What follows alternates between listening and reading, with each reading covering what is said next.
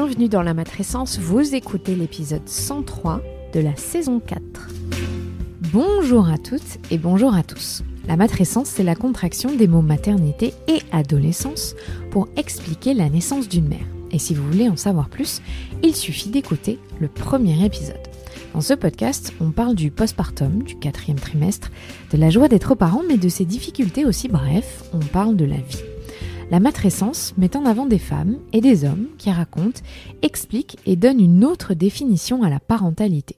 Je suis Clémentine Sarlat, la créatrice de ce podcast. Je suis journaliste de formation dans le sport, à la télé, rien à voir, mais je suis aussi professeure diplômée de yoga pré- et postnatal. Et puis surtout, je suis maman de 2 petites filles. Bienvenue dans Matrescence. Je m'appelle Ella Maria Val, j'ai 4 ans. Ma petite sœur s'appelle Jasmine, elle a 1 an. J'ai une autre sœur. Bientôt. Bientôt. J'adore ce podcast. Au revoir. Bye bye.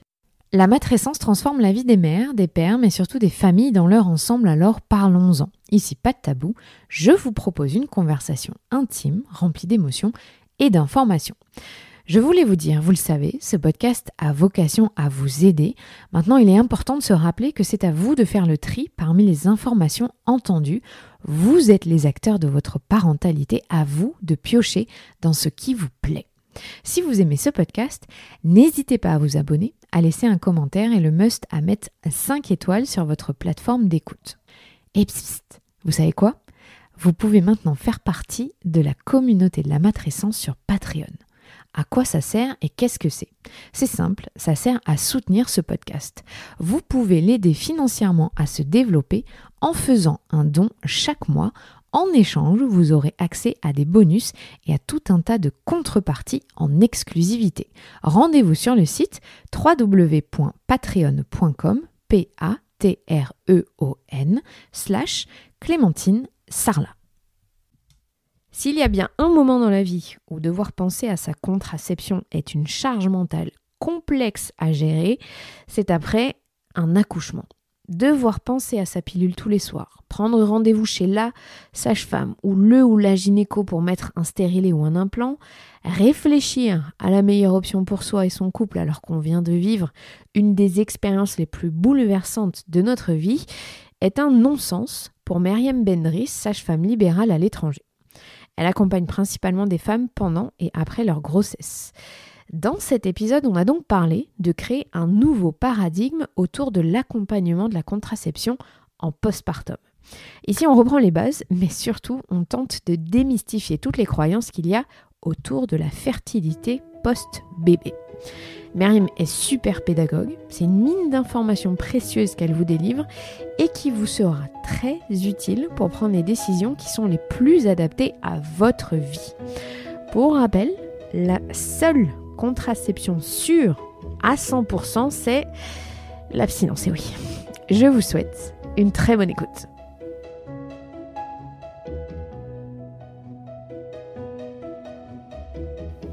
Salut Myriam. Bonjour Clémentine. Je suis hyper contente de te recevoir dans le podcast. Je te traque depuis des semaines et tu as un emploi du temps très chargé. Donc je suis ravie que tu aies accepté mon invitation. Merci beaucoup. Je suis ravie de pouvoir participer à ton podcast et d'y être invitée. Alors, première question que je pose maintenant à tout le monde. Est-ce que quand tu es devenue maman, ça t'a changé ? Alors, sur un plan personnel, si tu as envie de répondre, tu peux, mais surtout en tant que sage-femme dans ta pratique. Oui, alors je vais être très transparente là-dessus parce que j'avais tendance à penser, avant d'avoir ma fille, que je resterais la même sage-femme et que j'aurais les mêmes pratiques, etc. Et puis en fait, pas du tout. Beaucoup de choses ont changé. Je peux pas dire que je suis une meilleure sage-femme que je l'étais avant, pas du tout. C'est pas dans ce sens-là. C'est vraiment ma vision des choses qui a changé. Ma vision de la naissance, l'accompagnement, toute ma vision du postpartum, même si j'ai accordé quand même beaucoup d'importance, hein, mais le fait de vivre, de vivre ça, quoi, de traverser toutes ces étapes-là, clairement, oui, ça m'a vraiment changé en tant que femme, bien sûr, mais en tant que sage-femme aussi. Et ça m'aide à adapter ma pratique à la réalité et ne pas rester collée qu'à la théorie. Et ça, t'aurais pas pensé avant de devenir mère que ça pourrait bousculer un peu tes idées? Si je me disais que ça pourrait un petit peu changer, mais je pensais pas que ça changerait à ce point en fait.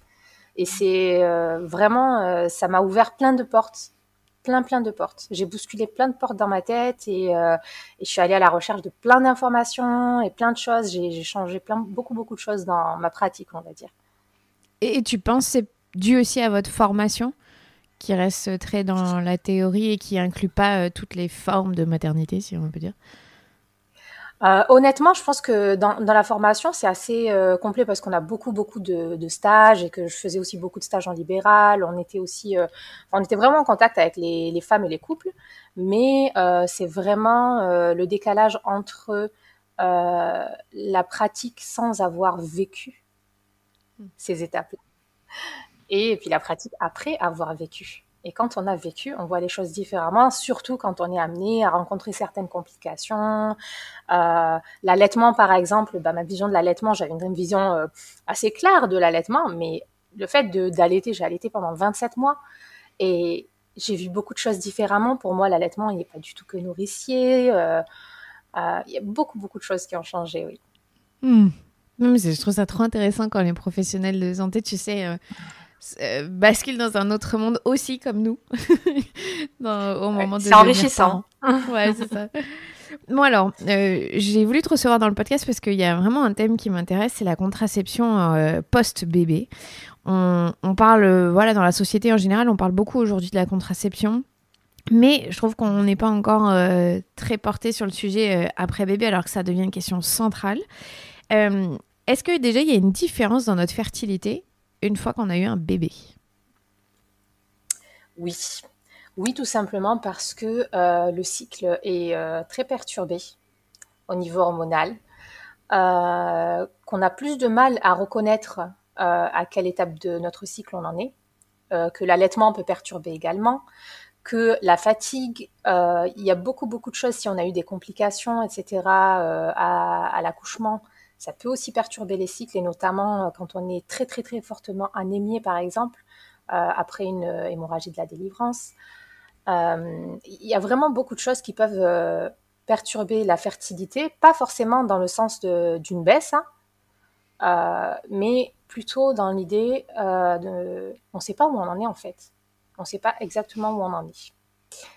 Et c'est la raison pour laquelle on essaie de faire sortir toutes les patientes avec une prescription de contraception, parce que les taux d'IVG dans le postpartum augmentent encore et encore.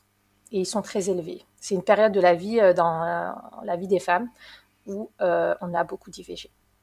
Ah, donc c'est pas forcément lié au fait qu'on est plus fertile, c'est simplement que c'est tellement perturbé que en tant que femme, on est perdu sur nos repères, et donc c'est là où arrivent des bébés non désirés, des grossesses non désirées. Principalement, après, certaines femmes peuvent être plus fertiles et d'autres vont l'être beaucoup moins, notamment quand on est en allaitement exclusif, par exemple.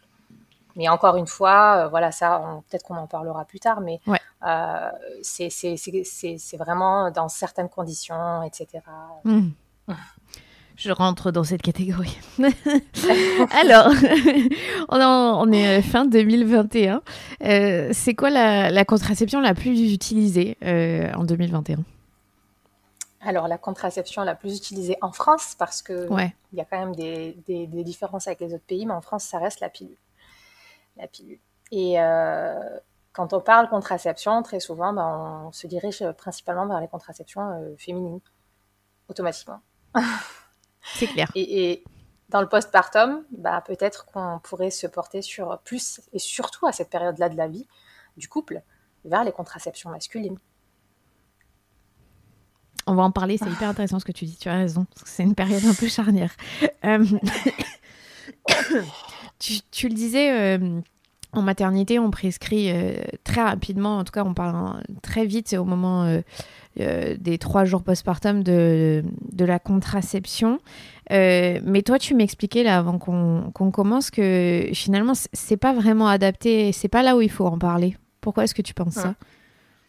Alors moi, je suis convaincue que, pour l'avoir vu, quand on propose, déjà quand on parle de contraception, juste en parler, quand on parle de contraception à des femmes qui viennent d'accoucher, elles nous regardent avec des yeux, mais de quoi vous me parlez? Je viens d'accoucher. Je ne veux pas entendre parler de contraception, de rapport, etc. Ça, c'est la première des choses. La deuxième, c'est que c'est quand même la naissance, c'est un tsunami en fait qui arrive dans la vie de la femme principalement, mais des couples aussi. Et je me demande si c'est le bon moment pour choisir une contraception, sachant que très souvent, on doit basculer sur une autre contraception qui peut être différente de celle qu'on avait avant. Par exemple, pour les pilules œstroprogestatives, on va essayer de les éviter ou de les reporter un peu plus tard dans le postpartum et de partir sur d'autres types de pilules, etc. Donc, ce sont des choses, en fait, qu'il faudrait discuter durant la grossesse. Quand on a plus de recul, qu'on a plus de temps pour en discuter en couple, parce que je pense que vraiment, la contraception, quand on est en couple, ça se décide en couple. Bien sûr, chacun fait ses choix, mais voilà, c'est une affaire de couple et les conséquences, elles se vivent aussi à deux. Donc, je pense que en parler durant la grossesse peut permettre d'avoir plus de recul et plus d'informations parce que en maternité, je vais être honnête, quand on fait les visites en journée, on passe le matin, on donne quelques informations, on estime que les patientes, elles sont déjà un minimum renseignées sur leurs possibles choix, sur leurs différentes options. On donne des prospectus qui, en général, sont orientés sur certains types de contraception. Après, ce sont les principaux utilisés, bien sûr, mais il n'y a pas forcément toutes les options possibles. Et puis surtout, ça se décide dans la journée. Et nous, à la fin de la journée ou le lendemain, on note, on prépare l'ordonnance et voilà, et ça se décide sur 24 heures. C'est quand même une décision assez importante. Donc, je pense que en parler, en discuter en amont, pourquoi pas même en dehors des consultations de suivi de grossesse, prendre une consultation vraiment de gynécologie pour parler et décider de la contraception et avoir sa prescription en amont, ce qui est tout à fait possible et faisable, puisque je sais qu'il y a déjà des professionnels qui le font, mais c'est pas encore assez démocratisé. Alors, tu peux nous expliquer ce que c'est concrètement le retour de couche? Parce que pour des mères qui sont primipares, donc qui n'ont peut-être jamais eu encore d'enfants, qui sont enceintes, c'est un peu un terme vaste et nébuleux et qu'on ne comprend pas forcément tout de suite. Et comme tu dis, c'est au moment où on vient de donner la vie qu'il faut en plus parler de ça et t'es juste pas dans les bonnes dispositions pour écouter. Alors, le retour de couche, il représente l'arrivée des premières règles après l'accouchement. Donc, il symbolise un petit peu la reprise de l'ovulation. Et ce qu'il faut savoir, c'est que l'ovulation, elle précède le retour de couche. Donc, on n'attend pas, en fait, d'avoir son retour de couche pour penser à la contraception, parce que l'ovulation a eu lieu avant. C'est pour ça que beaucoup de femmes se retrouvent parfois manque d'informations. Je dis parfois parce que parfois on a beau savoir, tout connaître, avoir une contraception et se retrouver avec une grossesse inattendue, mais parfois c'est par manque d'informations. Et je pense que ça, on peut y remédier, voilà, en se préparant et en ayant les bonnes infos dessus. Donc ce que tu veux dire, c'est que quand on retrouve notre premier cycle après un bébé, en fait on a déjà ovulé. Donc si on s'attendait à se baser sur nos premières règles pour gérer une contraception, ça marche pas. Non, il faut y penser avant. Il faut y penser avant ou alors être préparé à accepter une éventuelle grossesse. En fait, à partir du 21e jour, on estime que l'ovulation peut avoir lieu. Postpartum. Postpartum, oui.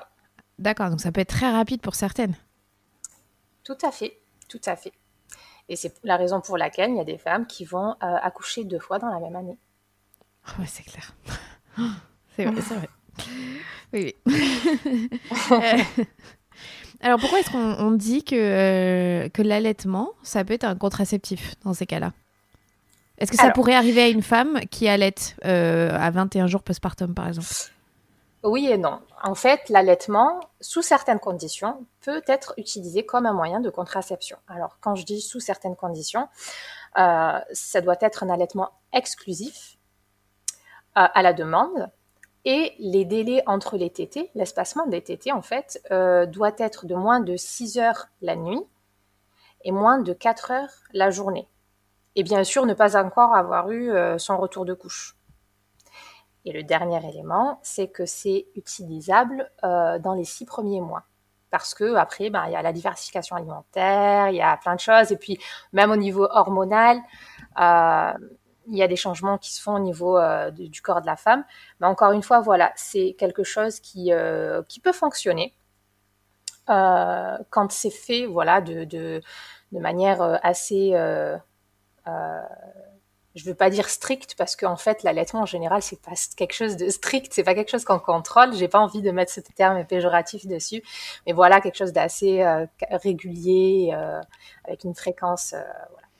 Mais si jamais on est en allaitement mixte, par exemple, on peut avoir une diminution de la fertilité, mais ça n'est pas considéré comme un moyen protecteur. Et donc et surtout ce que tu as dit, c'est que ça dure 6 mois. Oui. Après, il y a une méthode qui s'appelle Mama Plus, qui n'est pas trop connue ou développée en France, dont on parle assez peu. Mais voilà, on considère que chez certaines femmes, notamment des femmes qui ont déjà eu un premier enfant et qui ont eu un retour de couche assez tard, on entend dire que il se peut que le retour de couche arrive aussi assez tard si elles font en fait la même chose que ce qu'elles avaient fait auparavant. Moi, personnellement, sans études fiables et réelles, je peux pas aller dans ce sens-là parce que c'est mettre voilà quoi, se lancer dans le doute et les risques d'une éventuelle grossesse. C'est clair.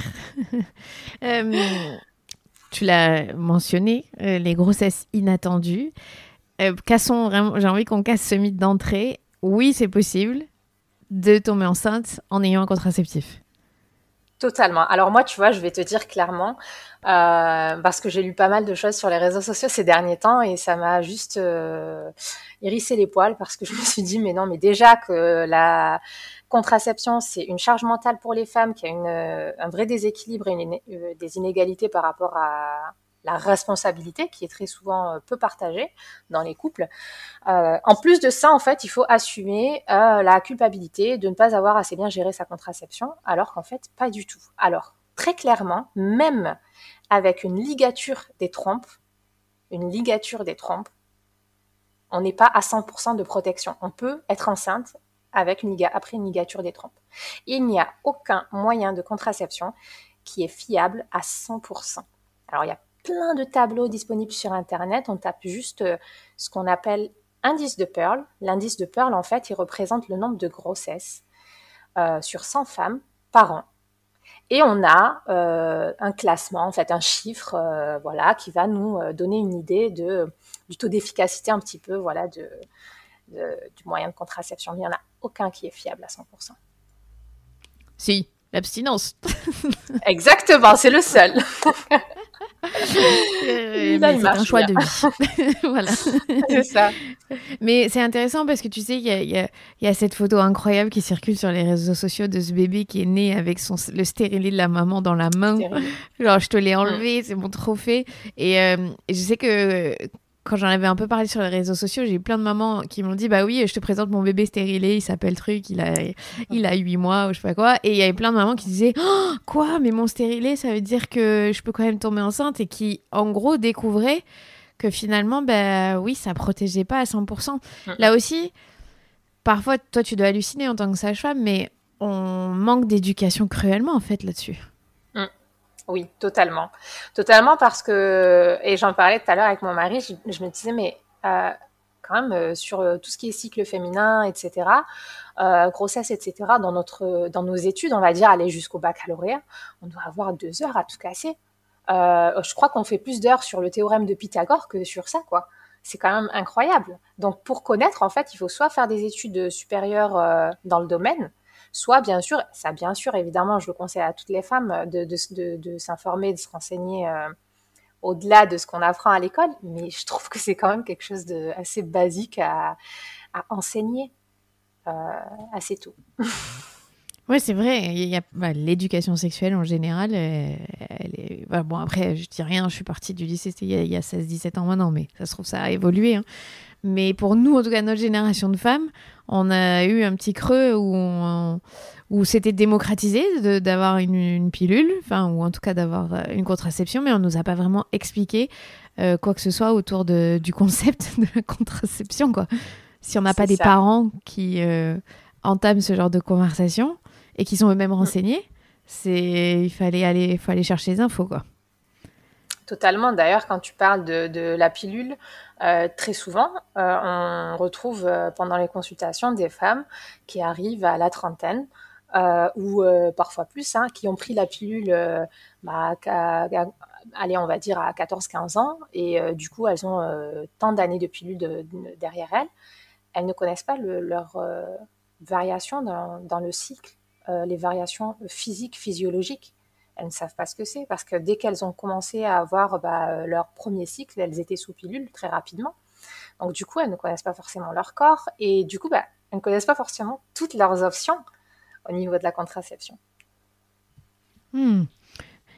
Alors justement, est-ce que tu peux me parler un peu plus concrètement des propriétés de la pilule? Tu as mentionné tout à l'heure celles qui sont à base d'œstrogène. Qu'est-ce qu'il y a de différent en fonction des pilules qu'on prend, si on les prend sur 21 jours, 28 jours, la longueur, si on a nos règles ou pas, est-ce que c'est des règles d'ailleurs, voilà. Fais-nous un mini cours magistral. D'accord.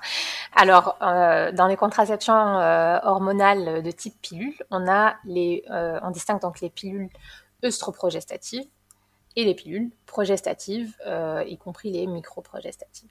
Dans les pilules œstroprogestatives, en fait, on a un fonctionnement qui se fait par blocage de l'ovulation, avec une atrophie au niveau de l'endomètre, donc qui va empêcher l'anidation si jamais, malgré le blocage de l'ovulation prévu, il y aurait eu quand même ovulation et fécondation. L'endomètre, en fait, est modifié pour empêcher l'anidation. Et il y a aussi des modifications au niveau de la glaire cervicale. Au niveau progestatif, donc on a aussi un blocage de l'ovulation et un effet sur la glaire cervicale, mais on n'a pas d'effet sur l'endomètre. Et les microprogestatives n'ont pas d'effet sur le blocage de l'ovulation. Donc ça va être vraiment au niveau de la glaire cervicale que ça va se passer principalement. Après, on a aussi au niveau des microprogestatives des modifications au niveau de l'endomètre. Donc, il y a plusieurs étapes en fait sur lesquelles les pilules vont agir. Et encore une fois, chez chaque femme, ça ne va pas fonctionner forcément de la même manière et pas forcément assez efficacement. Donc du coup, c'est pour ça que voilà, les pilules œstroprogestatives, on a des œstrogènes et de la progestérone pour essayer d'avoir une efficacité maximale, on va dire. C'est pour ça qu'on donne des pilules microdosées aux adolescentes. Enfin, est-ce que ça a un rapport? Parce que la fertilité est différente, c'est quoi, hein? Alors non, la fertilité n'est pas différente. En fait, les schémas qu'on avait avant, on a tendance à les bousculer un petit peu au niveau des prescriptions parce que avant, on avait tendance à dire pas de stérilet, mais bon, on appelle ça plutôt un dispositif intra-utérin, pas de stérilet chez les jeunes filles, etc., etc. Et en fait, en voyant ce qui se faisait chez nos voisins et notamment par exemple aux États-Unis, un peu plus loin, les stérilets sont posés assez tôt chez les jeunes filles parce que ce sont les personnes en fait pour qui la grossesse n'est pas dans les projets immédiats. Donc c'est plutôt pour elles en fait qu'on devrait proposer les stérilets sur des longues périodes, plutôt que les femmes qui peut-être que dans un an elles vont se dire dans un an j'aimerais bien on songe à avoir un enfant, etc. Et c'est possible, hein, bien sûr, mais c'est juste qu'on avait des schémas assez stricts, des catégories, sans forcément laisser le choix. Il y avait beaucoup de jeunes filles qui voulaient avoir des dispositifs intra-utérins et pour qui les professionnels refusaient pendant un certain temps, parce que dans l'idée, ça se faisait pas chez les nullipares. Les nullipares sont les femmes qui n'ont jamais accouché. Voilà. Après, ça reste... en fait, l'action de chaque pilule, Donc, on a parlé tout à l'heure des indices de Pearl, etc. Mais l'indice de Pearl n'est pas représentatif de la subjectivité de chaque femme. C'est-à-dire que malgré l'indice de Pearl, il faut essayer pour voir comment est-ce qu'on supporte. Parce que tu me parlais des éventuels effets secondaires, etc. Et ça, on ne peut pas le prévoir à l'avance. Donc, on se lance dedans. Et en fait, en général, on prévoit 3 mois d'utilisation de la pilule pour voir si elle est bien tolérée ou pas. Et même pour les autres moyens de contraception. Et est-ce qu'au cours de notre vie, on peut avoir toléré très bien une pilule 5 ans et d'un coup, il y a un changement hormonal ou peu importe dans la vie et ça marche plus du tout? Totalement. Alors, normalement, déjà, à chaque... tu sais, on recommande une visite gynécologique par an, voilà, pour faire le point, etc. Pas forcément dans le cadre d'une pathologie, mais c'est vraiment pour faire le point, que ce soit sur la contraception ou d'autres choses.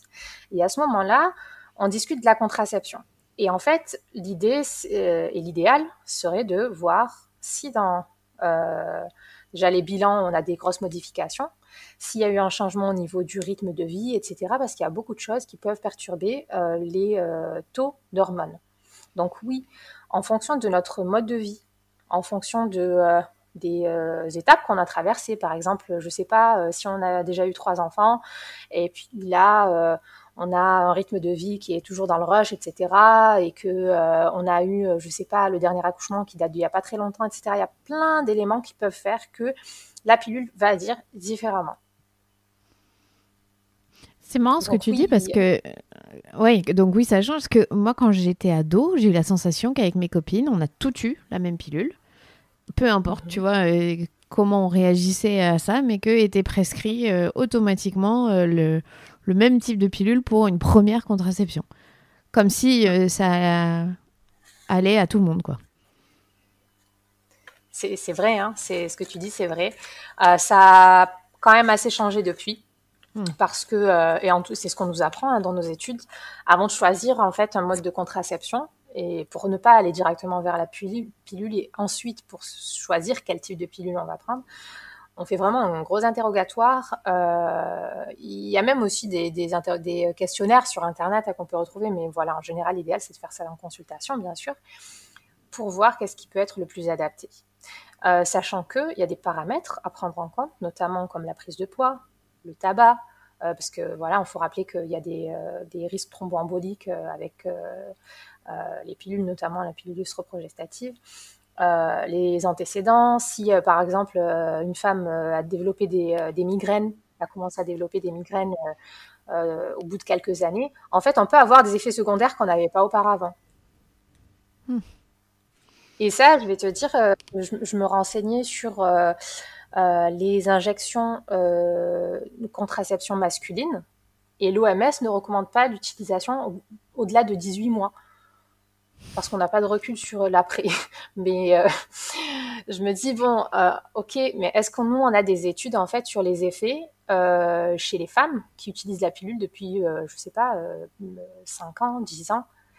Est-ce qu'on peut avoir en fait des données sur peut-être on va retrouver, je sais pas moi, une augmentation des effets secondaires ou une meilleure tolérance? Ça peut être aussi dans le bon sens. Mais oui, il faut remettre en question sa contraception et ne pas se dire que puisqu'on l'a tolérée pendant tant d'années, ça sera toujours la même.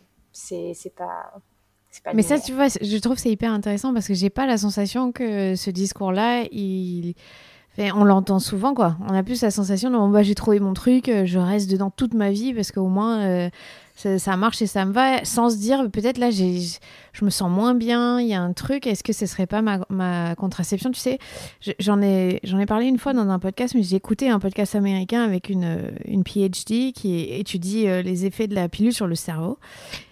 Alors moi, je prenais pas la pilule, j'étais sous stérilet, et elle disait que le stérilet, pour un petit pourcentage de femmes dans les études qu'elles avaient, pouvait provoquer des dépressions parce que c'était une inflammation permanente de la muqueuse et que le cerveau n'aimait pas du tout ça et était tout le temps en train de se battre contre cette inflammation et donc dépenser de l'énergie et donc était dans d'une humeur qui allait pas du tout. Moi, le jour où j'ai écouté ça, je me dis mais depuis que j'ai mon stérilet, je me sens pas bien. Alors oui, c'était une contraception efficace pour moi, mais en fait, mon humeur, elle était liée à ça, alors que j'avais un stérilet, je le dis juste non hormonal, au cuivre. Donc je m'étais dit, j'ai pas d'hormones, donc ça n'a pas d'incidence. Et c'est marrant qu'on n'explique pas, je trouve, aux femmes tous les effets secondaires possibles de chaque contraception, qu'elle soit hormonale ou non d'ailleurs. En effet, en fait, quand on fait les consultations, généralement, les patientes, très souvent, elles viennent déjà avec une idée de ce qu'elles veulent, ou de ce qu'elles aimeraient comme type de contraception. Et je t'avoue qu'il y a une certaine ambivalence en fait qu'on peut avoir, c'est que si on commence à développer tous les possibles effets secondaires, la patiente elle va prendre la fuite et elle ne va jamais revenir, et elle ne va jamais prendre de contraception. Et l'idée c'est quand même d'avoir aussi ce rapport bénéfice-risque, parce que on veut quand même on a des femmes qui veulent réguler les naissances, des couples qui veulent réguler les naissances, et voilà quoi, avoir quand même un certain contrôle dessus. Donc oui, mais je suis d'accord avec toi. Bien sûr que l'idéal, ce serait d'avoir une vision claire des possibles effets secondaires pour être alerte. Lorsque ces effets secondaires, s'ils arrivent, voilà, à se dire, bon, bah, peut-être que finalement, ça marche bien de ce côté-là, mais ça, de ce côté-là, ça marche pas très très bien, et ça me suffit pour arrêter et changer, modifier. Et c'est valable, et c'est un peu un tabou encore, mais sur la libido. Il y a vraiment Totalement. Et donc ça, c'est sur la libido, c'est que via les hormones, ou aussi sur un stérilet en cuivre, par exemple? Alors, principalement avec les hormones, tout simplement parce que on va avoir un effet inhibiteur, et ça ne sera pas chez toutes les femmes. Il y a des femmes chez qui la libido, elle va être, voilà, elle va rester identique, voire même elle peut augmenter. Donc c'est pour ça que tout à l'heure je te disais, c'est très aléatoire. Et quand les femmes me demandent quel type de contraception tu recommandes, mais en fait, moi je peux te présenter toutes les contraceptions que tu peux choisir, mais c'est toi qui vas choisir. C'est toi qui vas choisir. Pas pour question de responsabilité, mais parce que c'est à toi de reconnaître et de voir, et je peux t'aider pour ça, mais de voir qu'est-ce qui te conviendrait le mieux. Parce que chaque femme a un mode de vie différent, des antécédents différents. Il y a plein de paramètres à prendre en compte. Plein de paramètres. J'ai fait une formation de yoga du féminin, et on a beaucoup parlé de ça, du cycle, et on va en parler après avec toi de la symptothermie, mais on a aussi beaucoup abordé quelque chose auquel, j'avoue, plus jeune, je n'étais pas du tout en phase. C'était de connaître son corps, comme tu l'as dit, et donc son cycle. Moi, j'aurais pu, c'était du style plus jeune, à prendre une pilule qui m'enlève mon cycle, qui me donne l'impression de me faciliter la vie, de m'enlever les douleurs menstruelles, tout ça. Et en faisant cette formation, je me suis rendu compte qu'en fait, on se déconnecte aussi complètement de ce qu'on vit, et parce qu'on est cyclique et qu'on l'oublie. Et alors, comment est-ce que tu trouves, en tant que professionnel de santé, l'équilibre entre, pour ces femmes-là qui n'ont pas envie de ressentir tous les effets sur leur corps d'un cycle, ce que je peux comprendre, et qui ont envie de maîtriser leur fertilité de cette manière-là, et en même temps que la déconnexion, ça implique aussi des choses dans une vie de femme. Enfin, tu vois, j'ai toujours du mal entre ce que veulent les femmes, et parce que c'est une libération effectivement d'une charge mentale aussi, de ne pas avoir ses règles, ou de pouvoir continuer sa vie sans être affectée par un syndrome prémenstruel, et en même temps de se dire, bah ouais, mais ça fait partie de nous. Comment tu fais? J'aime beaucoup ta question, parce qu'elle se pose très souvent. En fait, déjà, il y a une idée assez péjorative qui est associée aux règles. Alors, je sais pas toi, mais moi, j'ai grandi en entendant tout le monde, toutes les filles de mon entourage, et moi y compris, on n'osait même pas dire les règles. On disait les ragnagnas, on disait les Anglais ont débarqué, on disait tout ce que tu veux, mais on disait pas j'ai mes règles. Comme si c'était quelque chose de péjoratif. Et le sang associé aux règles, il a toujours été voilà, associé à quelque chose de péjoratif, limite sale, dégoûtant, tout ce que tu veux. Donc déjà, à partir de là, il y a beaucoup de travail à faire. Et il y a déjà, dès le départ, une idée assez péjorative des règles qui fait que on veut juste s'en débarrasser. Certaines femmes veulent s'en débarrasser et se dire non mais c'est bon, je veux plus entendre parler de ça. Moi, je veux une pilule avec laquelle je n'ai plus de règles, etc., etc. Bien sûr, c'est un choix personnel, mais ce qu'il faut garder en tête, voilà, c'est que l'information, et voilà, on en parle depuis le début, mais l'information, informer en fait les femmes, peut-être les aider à changer de vision par rapport aux règles, et les informer sur les différentes étapes du cycle et ce que ça produit chez nous en tant que femmes de manière physiologique. C'est physiologique d'avoir de la fatigue durant les règles parce qu'on est censé se reposer à cette période-là. Sauf que nous, on est dans un mode de vie où, peu importe que tu aies tes règles ou pas, il faut que tu sois au taquet, à 100%, etc. Tu fais abstraction, tu peux pas te plaindre quand tu es étudiante ou même voilà, que tu travailles et que tu arrives avec ton arrêt de travail ou ton certificat parce que tu as, par exemple, un syndrome des ovaires polykystiques ou de l'endométriose qui fait que pendant les règles, tu es complètement achevé, que tu as très très mal. Limite, c'est limite pas acceptable.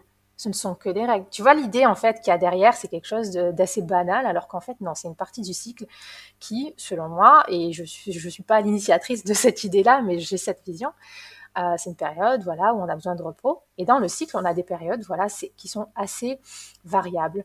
La première partie du cycle, on peut être, en fait, on suit, dans mon idée, un petit peu l'évolution des cycles de la Lune, où voilà, il y a la lune montante et on peut avoir une poussée de motivation, se sentir très en forme, être vraiment à 200%. Et puis après, là, après l'ovulation, on commence à sentir une certaine fatigue. Il y a le syndrome prémenstruel qui peut, chez certaines femmes, voilà, avoir des effets assez forts. Et puis après, les règles. Et en fait, quand on connaît, quand on sait que c'est normal, ben, on le vit mieux.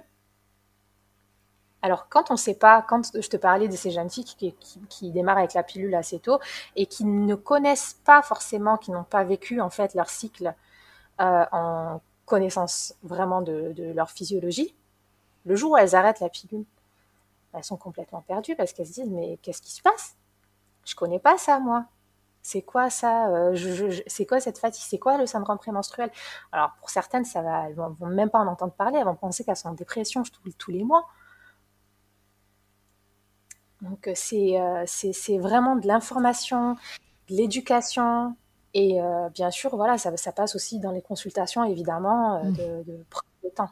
De prendre le temps, c'est la raison pour laquelle la première consultation de contraception, c'est la plus longue généralement. Elle dure plus longtemps que les autres bien évidemment parce que voilà, on parle de beaucoup de choses. Et on le rappelle, les sages-femmes sont habilitées à faire des consultations en gynécologie sur vos contraceptions. On n'est pas obligé d'attendre 8 mois à rendez-vous avec un gynéco ou une gynéco qui est là pour la pathologie. On peut aussi trouver les sages-femmes qui sont dispo et plus rapidement. C'est pour ça que je le dis, hein, parce que souvent il y a des problématiques sur ça. Les délais. Les délais, ouais. Est-ce que tu as la sensation dans le suivi que tu fais que les femmes, finalement, s'intéressent beaucoup plus d'un coup à leur corps, leur cycle, leur façon de fonctionner une fois qu'elles deviennent mères? Alors oui, honnêtement, la naissance, l'accouchement, c'est une période dans la vie d'une femme qui va ouvrir beaucoup de portes. Il y a des femmes qui découvrent ce qu'est leur périnée après leur accouchement, notamment lors de la rééducation du périnée. Il y a des femmes qui vont découvrir beaucoup de choses, des sensations, même leur propre anatomie des bases. C'est la même chose pour la contraception et les cycles. Parce que du coup, on est en postpartum dans une phase où voilà, certaines femmes qui ne veulent pas forcément prendre de pilules, notamment celles qui allaitent, parfois, vu qu'on a un passage des hormones dans le lait maternel, qui préfèrent voilà, éviter les contraceptions hormonales, et qui peuvent avoir entre-temps un retour de couche, hein, et qui vont découvrir leur cycle, en fait, et l'évolution des cycles, et se dire, en fait, j'arrive à reconnaître différentes phases dans mon cycle. Et là, on a beaucoup de femmes qui se tournent, tu en parlais tout à l'heure, vers la symptothermie, parce qu'elles repèrent, en fait. Elles repèrent des choses qu'elles ne connaissaient pas. En fait, c'est pas linéaire, le cycle. Il y a des choses qui se modifient, je les ressens. Je sais les reconnaître. Et puis, à partir de là, il y a beaucoup de changements, oui, qui se font. Surtout, et je tiens à le souligner, grâce à l'accès à l'information sur Internet, il y a beaucoup d'informations qui sont plus accessibles désormais, la vulgarisation de tout ce qui est médical, etc. Et puis, il y a sur les réseaux sociaux, il y a beaucoup plus de libération autour de la contraception. C'est quelque chose qui se discute facilement maintenant, et voilà, ce qui n'était pas le cas avant. Et puis, il y a vous, les soignants, soignantes, qui produisez du contenu de qualité sur les réseaux sociaux avec des informations vérifiées. Et donc aussi, on peut se renseigner via ce biais mais je rappelle d'aller sur les comptes de professionnels de santé, c'est toujours mieux quand même. Et oui, parce qu'on trouve de tout sur Internet. On trouve de tout, en effet. Est-ce que tu peux nous raconter alors la symptothermie, ce que c'est? Est-ce que vous l'étudiez finalement dans vos études ou c'est une mini-partie qui n'a pas vraiment d'importance? Parce qu'on en parle beaucoup aujourd'hui, mais j'imagine que voilà, c'est comme tout, on évolue. Donc, Oui, tout à fait. Alors, je ne vais pas généraliser, hein, pour les cours. Moi, dans mon école en tout cas, je me souviens du professeur qui nous a fait les cours sur la contraception. Il a abordé ça très rapidement dans la partie méthode naturelle à la fin du cours, et on l'a abordé malgré tout. On savait ce que c'était, etc. Mais sans forcément mettre le point dessus. Donc c'est quelque chose que j'ai appris plus par moi-même, en me renseignant davantage. Sur l'efficacité, parce que c'est surtout ça en fait qu'on recherche quand on recherche un moyen de contraception. Et j'ai surtout en fait découvert cette dualité propre à la symptothermie, parce qu'on en parle en tant que moyen de contraception, mais c'est aussi un moyen de conception. C'est aussi un moyen de conception parce qu'on connaît son cycle et qu'on augmente ses chances de concevoir. Donc, au-delà de la contraception, de la conception, la symptothermie, ça permet vraiment de mieux connaître son corps. Elle est basée sur l'étude de sa température. Donc, on prend sa température basale au réveil le matin avec un thermomètre basal, c'est-à-dire un thermomètre qui va pouvoir vraiment avoir une certaine précision. Et au moment où l'ovulation va arriver, on va avoir une augmentation de la température corporelle basale, ce qui nous donne en fait cette indication de l'ovulation est arrivée. Donc on a ce repère dans le cycle. On a aussi l'étude de la glaire cervicale. Donc la glaire cervicale qui se trouve au niveau du col et qui est éliminée en fait. Donc cette glaire cervicale, elle a un aspect qui change tout au long du cycle. Quand on est autour de l'ovulation, elle a un aspect la glaire, elle est assez filante. On appelle ça l'aspect blanc d'œuf. Donc elle est très très fluide, claire, très élastique. Et à l'inverse, durant le reste du cycle, en fait, elle va avoir tendance à être plus compacte, plus opaque, etc. Et ces repères-là, honnêtement, je pense que beaucoup de femmes peuvent admettre ou reconnaître qu'elles ont déjà vu en fait la différence, sans forcément se dire que c'était lié aux variations du cycle. Donc c'est à la portée de toutes les femmes. Après, on entend souvent que les femmes qui n'ont pas des cycles très réguliers, etc., elles ne peuvent pas forcément utiliser la symptothermie. Moi, je ne suis pas d'accord avec ça, parce que même si les cycles ne sont pas extrêmement réguliers, il y a quand même les modifications hormonales qui se font. Donc la température et au niveau de la glaire cervicale, on a toujours les changements. Mais mon conseil principal, c'est qu'avant de se lancer dans la symptothermie, c'est de se former en fait, parce qu'il y a beaucoup de choses qui peuvent aussi faire varier la température. La glaire cervicale aussi. Donc, il y a beaucoup d'éléments à prendre en compte, mais c'est quelque chose qui est de plus en plus pratiqué et qui aide aussi les femmes à mieux comprendre leur corps et leur cycle. Alors là, on a parlé depuis 40 minutes de tout ce qui concerne la femme, et tu l'as mentionné plusieurs fois. La contraception, c'est une affaire de couple, et encore plus dans ce dont on parle, c'est-à-dire en postpartum et après un bébé, puisqu'on considère que là, il y a vraiment deux partenaires. Donc, si on s'intéresse un peu sur les couples hétérosexuels à la contraception masculine, déjà, on en est où? Alors, on en est où officiellement, on en est à... on a plusieurs options, mais qui ne sont pas forcément proposées. Quand on recherche, moi j'ai essayé de mettre dans la place d'un couple lambda qui va taper sur Google pour repérer, voir les contraceptions masculines. Et très souvent, ce qu'on retrouve, c'est soit les méthodes barrières type préservatif, soit la vasectomie. Alors, La vasectomie, elle est autorisée en France depuis 2001. Et il y a une énorme différence entre le pourcentage d'hommes qui optent pour la vasectomie en France, donc c'est 1%, et au Royaume-Uni, on est à 20%. Il y a quelque chose 1%. Ouais, ouais. Il y a un décalage énorme. Et aux États-Unis aussi, je crois qu'en Nouvelle-Zélande, on est à 26%, quelque chose comme ça. Et dans l'idée, pendant très longtemps, on a associé le fait de toucher à la fertilité masculine une atteinte à la virilité. Et à partir de là, quand on propose des contraceptions, on propose des contraceptions principalement féminines. Alors que c'est quand même quelque chose qui se fait à deux.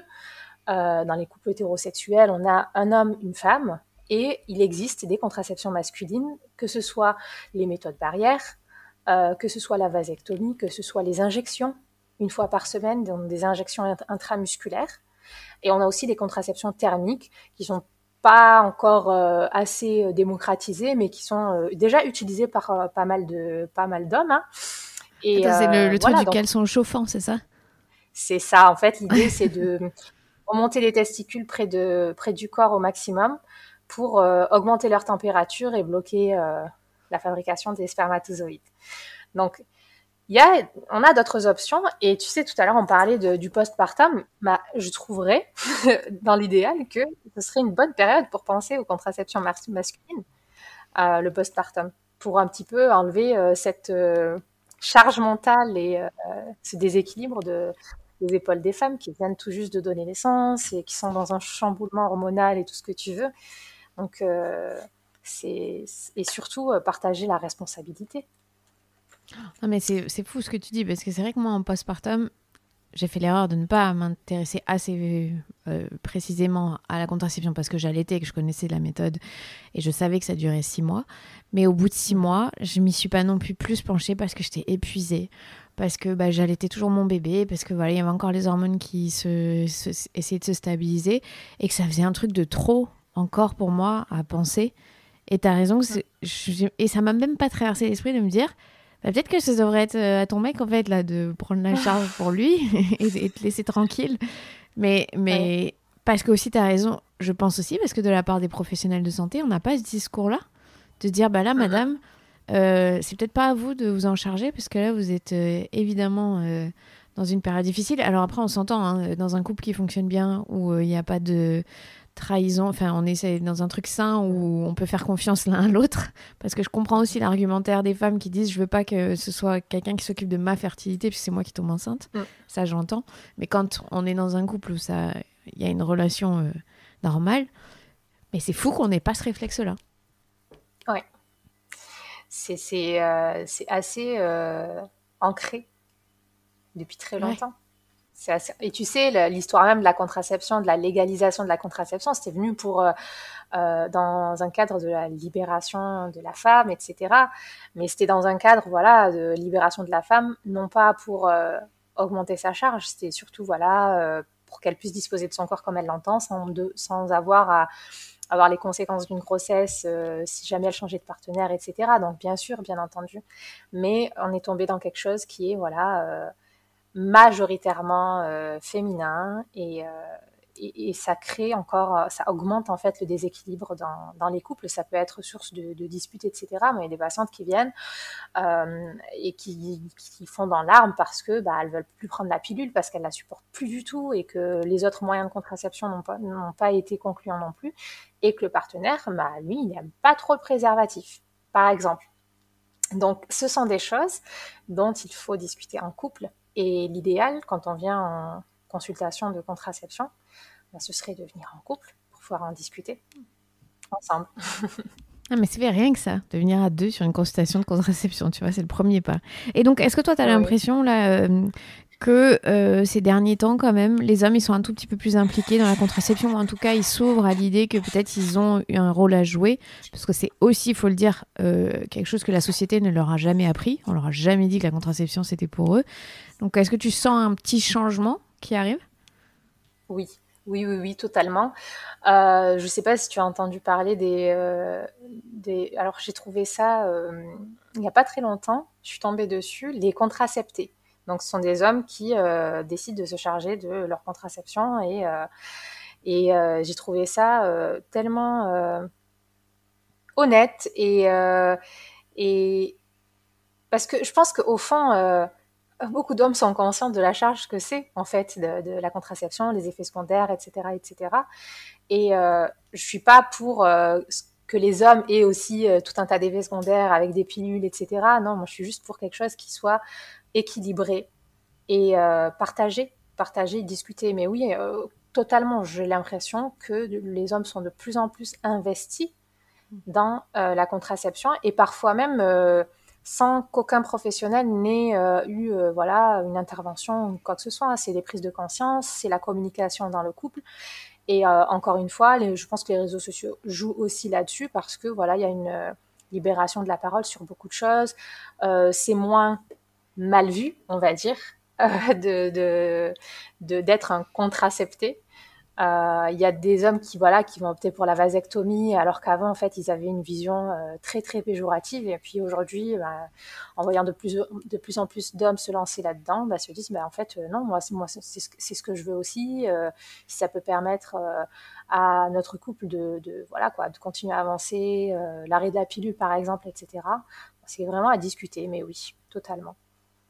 Est-ce que la vasectomie en France, elle est remboursée par la Sécu? Parce qu'il y a aussi cet aspect-là, que comme la pilule, en tout cas une partie des pilules est remboursée par la sécurité sociale, il y a un aspect financier que je comprends très bien. Tout le monde ne peut pas se permettre de dépenser tous les mois de l'argent dans une contraception. Chez les hommes, ça en est où?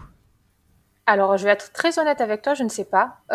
Étant à l'étranger, du coup, j'ai une petite déconnexion de ce qui est toujours remboursé ou pas. Mais c'est un paramètre à prendre en compte, sachant que c'est une contraception irréversible et que, encore une fois, on a pendant très longtemps, voilà, je t'ai dit, hein, ça a été autorisé depuis 2001, mais même depuis 2001, il y a quand même, toute une démarche à faire avant d'arriver à avoir cette vasectomie, y compris pour la ligature des trompes, qui Tu veux dire de auparavant la était part réservée de la part des professionnels. Parce qu'on te questionne sur si vraiment tu as conscience de ce que ça veut dire. Ouais. Alors avant, je sais que ça a changé ces dernières années, mais auparavant, c'était catégoriquement non pour les femmes qui étaient encore, les femmes qui n'avaient pas encore eu d'enfants, par exemple, les femmes. Il y avait plein de catégories qui n'entraient même pas en compte dans ces types de contraception-là. Et puis récemment, ça a changé et les femmes ont plus de droit de décision, on va dire, sur leur contraception irréversible. Oui, non, mais c'est fou aussi ça, l'infantilisation. Oui. C'est-à-dire que tu as le droit de décider pour ton corps, ce que tu ne sais pas. Ah bon. Donc, c'est non, mais un ça peu un côté infantilisant en fait. C'est clair.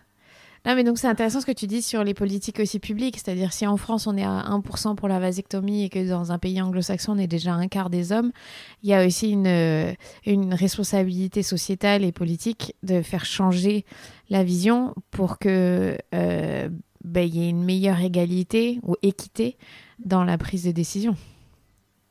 Totalement, on l'attend. Hein. Après, il y a une évolution. On ne peut pas le nier, mais c'est encore assez timide. C'est encore assez timide et honnêtement, on voit quand même que jusqu'à présent, allez, on est à 70% pour la contraception, 75% de responsabilité pour les femmes au niveau de la contraception et puis le reste, le petit pourcentage qui reste pour les hommes, mais c'est complètement déséquilibré, quoi. Bon, ce qu'il faut retenir, il n'y a pas de contraception fiable à 100% à part l'abstinence, mais c'est un autre sujet. Et que toutes les contraceptions ne marchent pas de la même manière entre nous, notre copine, notre voisine, et au même moment de notre vie. Et donc, c'est très important d'aller faire des bilans régulièrement. Toi, tu conseilles une fois par an de faire un bilan en contraception ? Alors, si tout va bien, on peut faire le bilan une fois par an, après 3 fois par an. Ça va dépendre des facteurs de risque de la femme. Ça va dépendre des changements éventuels qui ont été opérées. Voilà, je sais pas, par exemple, une femme qui s'est mise à fumer alors qu'elle ne fumait pas de tabac auparavant, etc. Mais voilà, avoir sa consultation annuelle chez le ou la gynéco, son généraliste, sa sage-femme, peu importe, mais la faire, quoi. Et repenser sa contraception régulièrement, même si, elle protège bien au niveau des grossesses, mais peut-être qu'à côté, on a des effets secondaires qui sont liés à la contraception. Et si j'avais une dernière question, est-ce que, peut-être que tu ne pourras pas du tout répondre, mais ça me vient, est-ce que la pandémie a eu un effet sur la fertilité des femmes, dans le sens où on a dit qu'il y avait moins de bébés prématurés, par exemple, parce qu'il y avait eu moins de stress, puisque les femmes se déplaçaient moins, on était plus tranquille à la maison. Est-ce que c'est aussi vrai sur la fertilité, dans le sens où nos modes de vie stressants ont un impact sur nos fertilités ? Alors, ce que je vais dire, c'est une vision personnelle, c'est pas appuyé sur une étude, donc je préfère le préciser. Mais je pense que oui, tout simplement parce que de ralentir un petit peu, nous permet de faire cette introspection, tu vois, et de mieux nous connaître nous-mêmes. De plus s'attarder en fait sur notre corps, sur nos changements hormonaux, sur plein de choses qu'on ne fait absolument pas dans le cadre de vie habituelle où voilà, c'est métro, boulot, dodo, on travaille, on sort vite, toujours dans le speed, et du coup on ne prend pas forcément le temps pour ces choses-là. Donc j'aurais tendance à dire que oui, mais il faudrait vérifier ça et plus s'informer dessus. Sur une étude long terme. Et puis il y en aura peut-être qui sortiront dans quelques temps. Parce que ça prend du temps forcément d'avoir du recul sur ces sujets-là. Merci beaucoup Myriam, c'était hyper intéressant. Merci à toi. Je suis vraiment ravie d'avoir pu échanger avec toi sur ce sujet qui est, je pense encore pour quelques années, un sujet débat parce qu'il y a beaucoup de choses encore et beaucoup de travail à faire dessus. Mais voilà, les choses bougent et c'est très bien. Merci Myriam. Ciao. Merci à toi. Ciao. C'était Myriam Bendris, sage-femme. Je suis Clémentine Sarlat, votre hôte. Si vous avez aimé cet épisode, n'hésitez pas à le partager autour de vous ou sur les réseaux sociaux @lamatrescence. Vous pouvez aider ce podcast à se faire connaître en mettant 5 étoiles ou en laissant un commentaire sur la plateforme d'écoute. Vous pouvez également participer à son développement via Patreon. En achetant des contreparties, ça se passe sur le site www.patreon.com/Clémentine Sarlat. Merci beaucoup d'avoir été aussi fidèle en cette année 2021. C'est le dernier épisode de l'année. Je vous souhaite de très belles fêtes. Une très très très très bonne année 2022. Que l'on mette derrière nous tous les microbes, quels qu'ils soient, en tant que parents, tous les tracas, tous les problèmes, tous les isolements, et puis qu'on reparte sur une nouvelle dynamique. Je vais essayer de faire au mieux pour vous proposer le plus possible d'épisodes avant d'être en congé maternité pour ce 3e bébé qui arrive très vite. Mais je resterai présente en 2022, ne vous inquiétez pas. En tout cas, je voulais prendre un tout petit moment pour vous dire merci, sincèrement merci, d'avoir été à mes côtés pendant cette année 2021. Vous m'aidez à grandir, vous m'aidez à me remettre en question, pas toujours facile, mais c'est utile dans la vie. Et vraiment, je suis reconnaissante de pouvoir partager cette aventure de la maternité avec vous et de la parentalité, parce qu'on n'est quand même pas que les mères à s'occuper de tout ça. J'espère que ça change un peu. Très bonne année 2021, très bonne fête, profitez, prenez soin de vous, à l'année prochaine.